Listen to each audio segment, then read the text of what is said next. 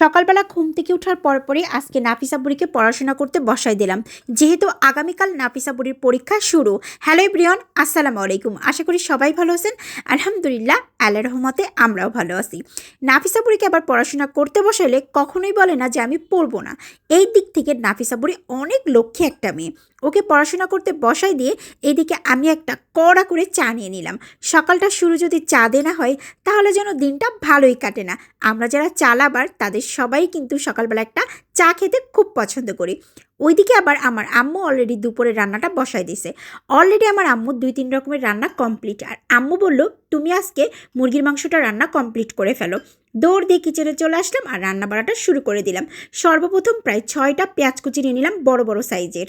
নেওয়ার পর পেঁয়াজগুলো যখন হালকা ব্রাউন কালার হয়ে আসছে তখন দিয়ে দিলাম আদা বাটা, রসুন বাটা, জিরে বাটা এবং ধনে বাটা।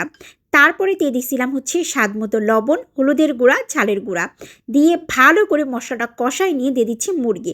আর এই মুরগিটা সম্পূর্ণভাবে ওয়েট ছিল 6.5 কেজি। এক কথায় খাসি মুরগি। যারা খাসি মুরগি চেনেন হয়তো বা তারাই বুঝতে পারবেন। এই খাসি মুরগিটা খেতে অনেক বেশি স্বাদ লাগে। তারপরে ঝাল করে এই মুরগিটা খুব ভালো করে রান্না করব। আর যেদিন মুরগির মাংস রান্না করি সেদিন আমার নাফিসা বুড়ি এক্সট্রা কোনো তরকারি লাগে না, শুধুমাত্র চিকেন দিয়ে খুব ভালো করে খাওয়াটা কমপ্লিট করে। আম্মু বলতেছিল যে আজকে চিকেনটা রান্না করার সময় অবশ্যই তুমি একটু ঝাল বেশি করে দিও, যেহেতু বড় মুরগি অনেক বেশি মজা লাগবে। আলু ছাড়া তো চলবেই না, কারণ যাদের বাসায় বাচ্চা আছে তারা খুব ভালো করে জানবেন যে প্রত্যেকটা তরকারি তাদের জন্য আলু দিতেই হবে। যদিও আজকে আমার ইচ্ছা ছিল আলু দিব না, বাট দৌড় মেরে নাফিসা বুড়ি কিচেনে এসে বলল, কি ব্যাপার, তুমি আজকে আলু দিবা না চিকেনে? আমি বললাম না। তখন তার ভীষণ পরিমাণের মনটা খারাপ হয়ে গেল। তার জন্য আমার আবার এক্সট্রা করে আলু কেটে ধুয়ে পরিষ্কার করে চিকেনে দেয়া লাগলো। ভালো করে কষানো যখন কমপ্লিট হয়ে গেছে তখন কিন্তু কিছুটা শুকনো মরিচ আমি চিড়ে দিয়েছিলাম, যাতে একটু স্পাইসি থাকে এবং অনেক বেশি মজাও লাগে। আজ কয়দিন ধরে প্রচণ্ড পরিমাণের গরম পড়ছে, আর এই গরমের ভিতরে কিন্তু কোনো না কোনো কিছু মাখা খেতে বেশি ভালো লাগে। আম্মু দেখলাম খুব সুন্দর করে আমরা কুচায়ে খুব ভালো করে মাখা করছে, আর খেতে এত বেশি মজা ছিল বলার বাহিরে। সব কিছু দিয়ে খুব সুন্দর করে স্পাইসি করে আমরা মাখা করছিল। এইদিকে আমার রান্নাবাড়া কিন্তু সম্পূর্ণ কমপ্লিট হয়ে গেছে। ওইদিকে আমার পাগলিকে ঠিক ঘড়ির টাইম যখন দুপুর 2টো বাজে খাওয়া দাওয়া করতে বসাই দিলাম।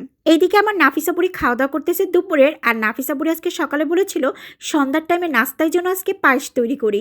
যেহেতু বাসায় খাঁটি দুধ ছিল তাই চিন্তা করলাম যে পায়েসটাই তৈরি করে ফেলি। পায়েস তৈরি করার আগে পোলাওর চাল প্রায় আধা ঘন্টা আমি ভিজায় রাখছিলাম। তারপরে একসাথে দুধ আর পোলাওর চালটা ভালো করে চুলায় বসাই দিলাম, দিয়ে আস্তে আস্তে জাল করতেছিলাম। আর পাশের চুলোয় কাঠবাদাম, কাজু বাদাম আর কিশমিশটা ভালো করে ঘি দিয়ে ভেজে নিলাম। তারপর একটু আস্ত মশলা দিয়ে বেশ 15 মিনিট জাল করার পরে যখন চালগুলো ভালো করে ফুটে গেল তখন দিয়ে দিলাম চিনিটা অ্যাড করার পরে ভালো করে আস্তে আস্তে জাল দিয়ে খুব সুন্দর করে পায়েসটা আমার রান্না করা হয়ে গেল। যখন রান্না করা হয়ে গেছে তখন দিয়ে দিলাম কিছুটা কাজু বাদাম দিয়ে ভালো করে আমি জাল করতেছি।